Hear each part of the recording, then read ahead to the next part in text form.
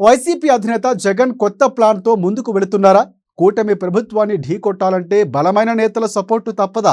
అందుకు ఆయన కాంగ్రెస్ను టార్గెట్ చేశారా? వామపక్షాలతో కలిసి ముందుకు నడవాలని డిసైడ్ అయ్యారా?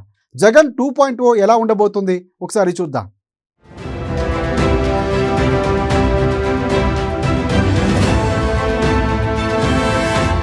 టూ పాయింట్ ఓతో ముందుకు వెళుతున్న వైసీపీ అధినేత జగన్ గత 8 నెలలుగా వైసీపీలో అన్ని జంపింగ్లే.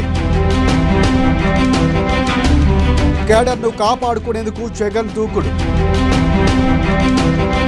పార్టీలో జోష్ నింపేందుకు జగన్ ప్లాన్. కాంగ్రెస్ నుంచి చేరికలు ప్రోత్సహిస్తున్న జగన్ వామపక్షాలతో కలిసి నడవాలని జగన్ ప్రయత్నం.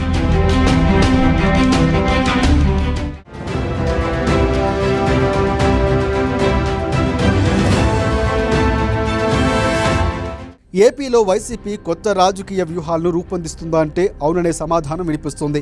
ఇటీవలే జగన్మోహన్ రెడ్డి పార్టీ నేతలతో మాట్లాడుతూ 2.0 అని కొత్త అవతారు, కొత్త లెక్క అని గట్టిగా చెప్పేశారు. దాంతో ఏపీలో వైసీపీ గేరు మార్చడానికి రెడీ అవుతుందని అంటున్నారు. గత 8 నెలలుగా వైసీపీలో అన్ని జంపింగ్లే తప్ప పార్టీలో ఉండేదెవరు అన్న చర్చ సాగుతుంది. దీంతో కేడర్కి కూడా విశ్వాసం సన్నగిల్లుతుందని కూడా అంటున్నారు. ఈ క్రమంలో వైసీపీ అధినాయకత్వం దూకుడి పెంచిందని తెలుస్తోంది.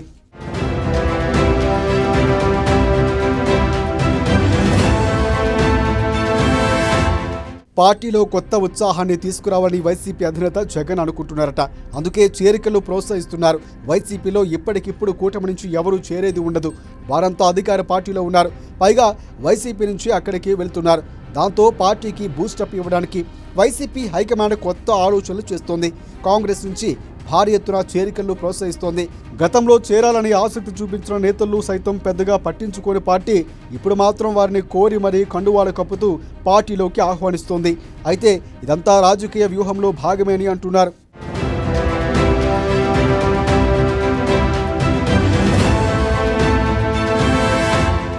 ఏపీలో కాంగ్రెస్ ఫామ్ కోల్పోయి చాలా కాలమైంది. కానీ ఆ పార్టీ మీద అభిమానంతో ఉన్నవారు చాలామంది సీనియర్లే ఉన్నారు.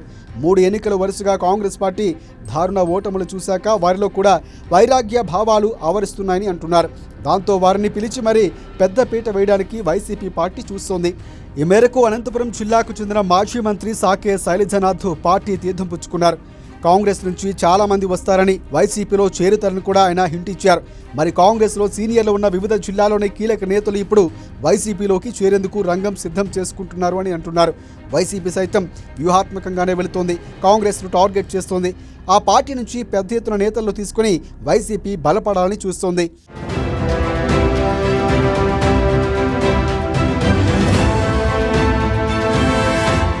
సహజంగా 2 పార్టీల పొలిటికల్ ఫిలాసఫీ ఒక్కటే కాబట్టి నేతలు అటు నుంచి ఇటు వస్తారని భావిస్తోంది. అంతేకాదు ఏపీలో కాంగ్రెస్ పార్టీ ఉనికి మరింతగా ప్రశ్నార్థకరంగా చేస్తే సమీప భవిష్యత్తులో వైసీపీకి సిద్ధాంతపరంగా పోటీ ఉండదని భావిస్తోంది.